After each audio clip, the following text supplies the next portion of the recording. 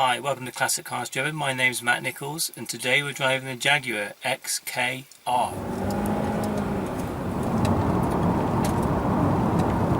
The XKR is a supercharged version of the XK8, a car that succeeded the Jaguar XJS in 1996. The fact that the car is supercharged means it turns out about 370 horsepower. Later models up that to about 400, which means even in a car which weighs quite a bit, then it really does shift. Now unfortunately it's quite difficult to demonstrate that on UK roads because with the automatic gearbox, by the time the car's done enough down changes and got going, you're already on the speed limit of 60 miles an hour. From that point on, everything engages, everything tightens up, and the Jaguar XKR absolutely flies.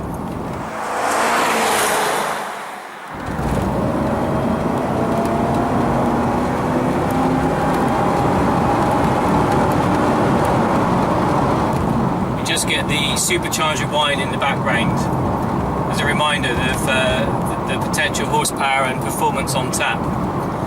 It does come with a degree of fuel economy issues as well. The XK8 fuel gauge at first seems to be quite slow as it moves back down the scale. It's only when you fill the car back up and realise it's a 20-gallon fuel tank that it explains why it's so slow to move. Now it's quite interesting driving this car today because it's a sunny day, and this morning I was out in Great Escape's Jaguar E-Type V12, so a distant relative of the Jaguar XK8, and I think it's interesting to try and connect the two. Obviously the XJS sat in the middle, but there are similarities. The XKR and the XK8 both emanated the E-Type with curvy rear arches, and in fact there is a lot of curvature to the front bonnet as well. So when you sat inside, you're not looking at a plain, flat, straight bonnet. There is some curvature in there, and it is quite a pleasant place to be.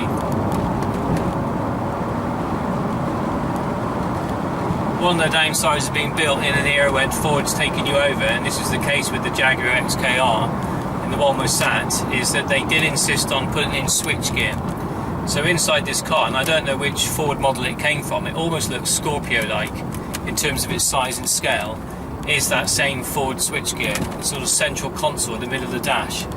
I'm not a particular fan of it, but at the same time it is very functional, and also it drops out your eye line, so you're not forced to stare at it when you're driving along. You've got the full air conditioning with climate control, so you can choose the temperature.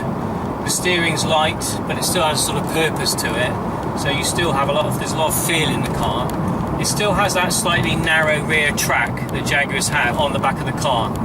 So there are a lot of things that feel quite familiar. Perhaps the ultimate way to judge any Jaguar is to think back of the words of Sir William Lyons, which were grace, pace and space. Now okay, the XKR is a little bit cramped inside. I think there's sufficient room in the front, but I can tell you for sure there's not very much room in the back. The window line is quite high, which does give it a slightly claustrophobic feel when you're driving along, so that's the only sort of downside. I've sat several people in this car and they don't always enjoy that kind of experience where you feel as though you're in a little tiny box. Behind the wheel, I really like it. It's got the right size and feel for me. The engine performance means that when you need to, and of course we have done several times, once you put your foot down, there's oodles and oodles of power on tap. The shape of the bonnet as you're peering forwards is not flat, it's not straight. Again, it's a nice feature. If you look in the mirror, you're looking back over some nice, sexy E-Type-esque arches. So they've managed to capture some of the shape. I mean, obviously this car is not an E-Type. It's never going to be. But I think it is a good step up from Jaguar XJS. I think Jaguar have done a tremendous job in designing this car and bringing it out into production in the way that they have. I, for one, I'm a fan. I'm Matt Nichols. This is ClassicCarsDriven.com. Today we've been driving the Jaguar XKR.